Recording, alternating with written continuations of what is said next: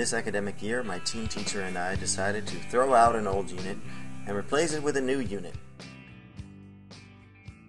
Many teachers don't have this kind of autonomy to make significant curricular changes, but this class is Conceptual Physics, which was a brand new class when I started, and in the first year I put together the curriculum myself, so I feel relatively free to do what I want with it, within reason of course.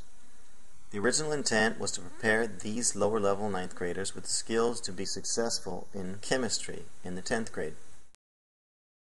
Also, that the lower performing students would still have a soft landing with the possibility of conceptual chemistry as an option in the 10th grade. So far, it's been very successful, so much so that we now may not have enough 10th graders to run that lower level course, which to me indicates success. Nevertheless, this year I worked with a partner teacher and we have upgraded and updated parts of the curriculum as it has matured. We decided to jettison a unit that was designed more towards their chemistry skills and instead to focus on something we liked and thought that the students would enjoy more, which is why we chose waves. So writing this unit provided an excellent opportunity for me to implement some of the strategies that we have been learning in Coetail.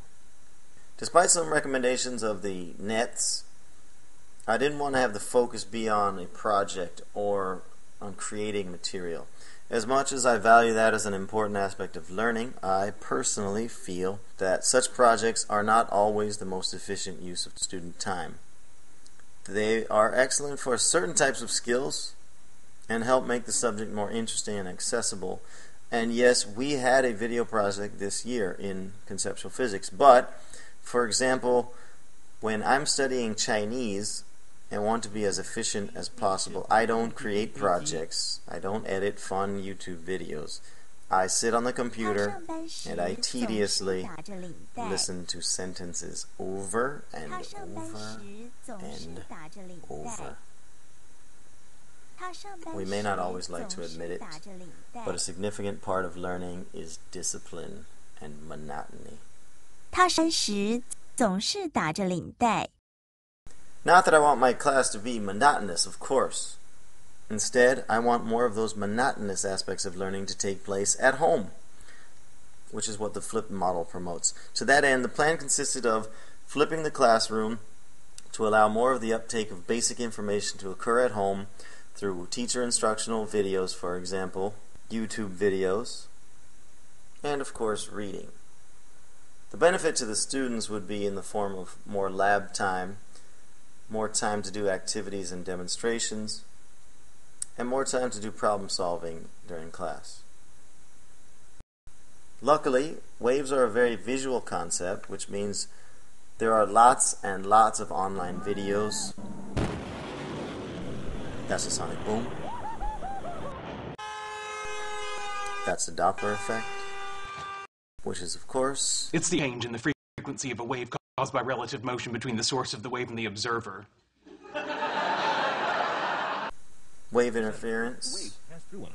And these are very easy to assign as homework or to introduce or support a concept.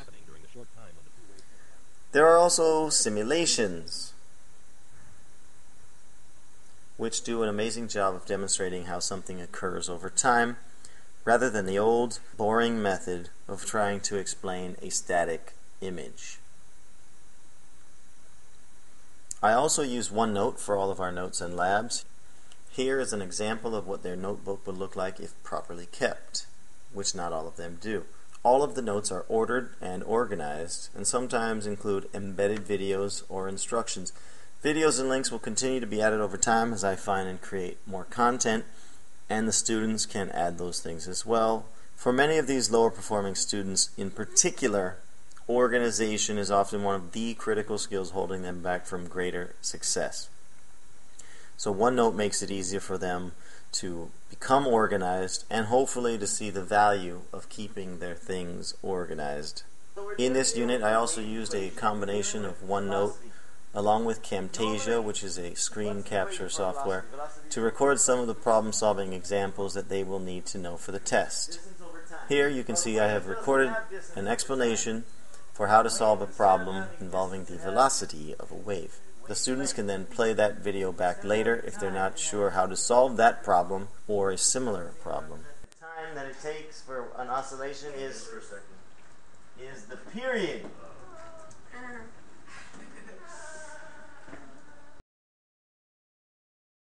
Reflections. Part of the difficulty of using this unit to evaluate the benefits of a flipped classroom is because this was a new unit for this class, I don't have anything to compare the results to. As any good scientist knows, to have confidence in the data you collect, you have to have something to compare it to. As such, even though the students seem to have a positive experience, and I personally enjoyed this unit a great deal, objective analysis and conclusions are difficult to make. In order to feedback, I created a questionnaire on the Google and had the students comment generally on the unit. This is what the questionnaire looked like. And what's nice about this is that Google will compile the results for you automatically in a spreadsheet, which looks like this. Once you have this page, then it's really easy to see the students' responses and calculate averages. So here are the questions and the results. For this first question, I knew while writing it there could be a bit of a problem. The students, unfortunately, interpret this question to be about whether they want less or more homework. So, not surprisingly, the students would rather do it in class time than as homework. But I think this is just a question of making better questions. And this one is whether they feel the videos that they watch as part of the unit are helpful to them. They seem to appreciate the usefulness.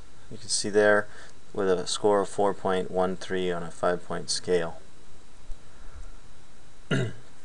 Questions 3 and 4 relate to using OneNote for note keeping, and the results were somewhat mixed. You can see that they feel more organized using OneNote, okay, which is considerable, but fewer students believed that it's helping them to be better students. So I attribute part of that to the fact that they don't have tablets, which limits some of the functional benefits of OneNote for note-taking.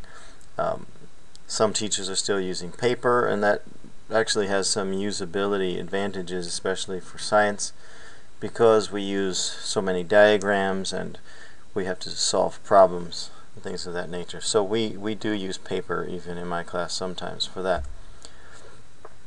This question about improving computer use, I was a bit surprised that the scores weren't higher.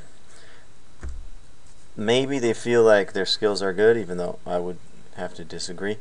But I think mainly it's because in my class I don't give a lot of direct instruction about how to use computers. So I'm confident that their skills are improving because they're using their computers every day, but perhaps they just don't recognize that. And then this question relates to how much tech they're using during class. It's gratifying to see that the students are, for the most part, comfortable with the level of tech, and it's somewhat interesting that 4 found it too high and 1 found it too low, which I interpret to mean that I'm at least pushing them towards greater tech usage, which I think is the right direction. This question is about the computer simulations, which I think maybe as teachers we might become fixated or infatuated with a simulation because we think it's really cool, not understanding that the students, because they don't understand the concept, they don't find it interesting or cool. So this is the result, which was rather low.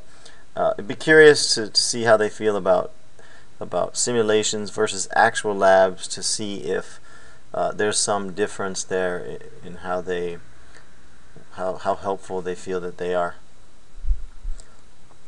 And the last question here, I just wanted to get a feel for what the students think is most lacking or what they'd like to see more of. It's pretty interesting to see that the thing that scored the highest is practice problems. Practice problems, really. I was trying to put the focus on things that would be more interesting and more fun for the students, but clearly there's a balance. Even the students recognize that. It didn't occur to me that something that traditionally we consider boring would get the most votes. But I think that attests to the seriousness of the students wanting to do well, and that shows that they're being challenged intellectually, and they feel that they need more practice to do well on the tests. And part of flipping the classroom is indeed giving a greater ability to do practice problems and things that are more effective during class time. So all in all, I think we see that this is a successful program.